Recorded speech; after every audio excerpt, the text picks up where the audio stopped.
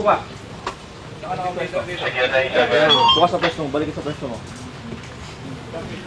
Narito tayo mismo sa opisina ng mga online lending application na ni-raid ng National Bureau of Investigation at ng PAOK sa Makati City. Ang sinasabi ng PAOK, itong mga online lending application na ito ay nangaharas ng kanilang mga kliyente sa paniningil nila ng mga utang. Inaresto ng pinagsamang puwersa ng National Bureau of Investigation, Presidential Anti-Organized Crime Commission at Securities and Exchange Commission ang ilang empleyado ng We Will Tech Corporation sa Makati nitong January 31, 2025. Sa bisa ng dalawang search warrants mula sa Makati City Regional Trial Court, kinalampag ng mga otoridad ang dalawang palapag na nagsilbing opisina ng nasabing kumpanya. Walang gagalaw ng mga laptop ha. Maaaresto ang mga empleyadong mapatutunayang may koneksyon sa mga pangaharas ayon sa NBI. Sasailalim sila sa inquest proceedings at dapat makasuhan sa loob ng 36 na oras ayon sa batas. Nakuha ng mga otoridad ang mga computer at iba pang mga kagamitang ginagamit upang singilin at kalaunay harasin ang mga nagkakautang.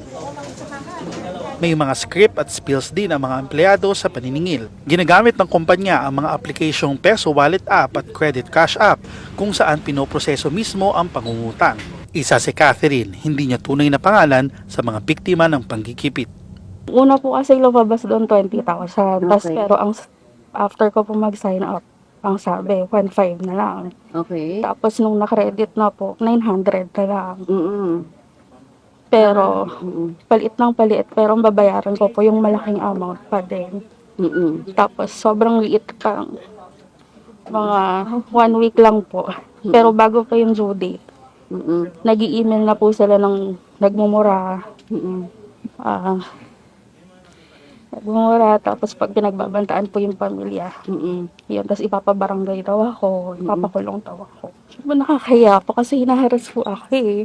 Nakakatakot po lalo na sabi po nila, yung may patong na daw po ako sa ulo. Tapos pupuntahan daw po sa bahay pati po yung pamilya ko. Mataas din daw masyado ang interes ng mga lending app, lalagpas sa 35% ng orihinal na presyo ng perang inutang mo. Mayroon ka lang 7 araw na deadline upang magbayad. Kapag ikaw ay pumalya, magsisimula na ang mga pangharas. Mula sa simpleng pangungulit sa iyo at sa iyong pamilya, umaabot sa puntong nagbibigay na ng death threats ang mga empleyado. Before pa po kami mag-apply ng search warrant, marami na rin po kaming mga na-discover na online na access nila yung mga contact list ng mga borrowers nila. Although may permission yun sa app pag magda-download ka, pero yung pag-retain ng mga contact list gagamitin sa paniningil, sa pangaras, beyond yun sa permission na binibigay mo. Tapos yung iba, na-access din yung gallery. Tapos kung meron kang mga masela na pictures o videos, ginagamit din nila pang blackmail. Pulis ba yan? Meron kasi kami tinitingnan dito na may possibility na yung ibang mga dating nag-cooperate ng POGO is nag-switch na sa ganitong loan scamming. But this is not new, Yusek, actually. Yeah, Before pumunta yeah. ang Pogo, pero mas nag-active. May mga nahuli na kasi tayo before na ang nagpapatakbo mga Chinese nationals. So we will be checking on this grupo na to kung ito is the same group na involved before. Kasi yung mga nauna namin na-check, mga grupo rin sila ng mga magpupugo eh. Kaya lang, ito kasi mas tago sila dito kasi nga mga 1, 2 hanggang 3 tao lang na foreign nationals ang nagpapatakbo nito at karamihan ng mga keyboard workers nila ay puro Pilipinos. May dahilan din ng PAOK kung bakit nakatutok na sa mga online lending applications ang mga otoridad.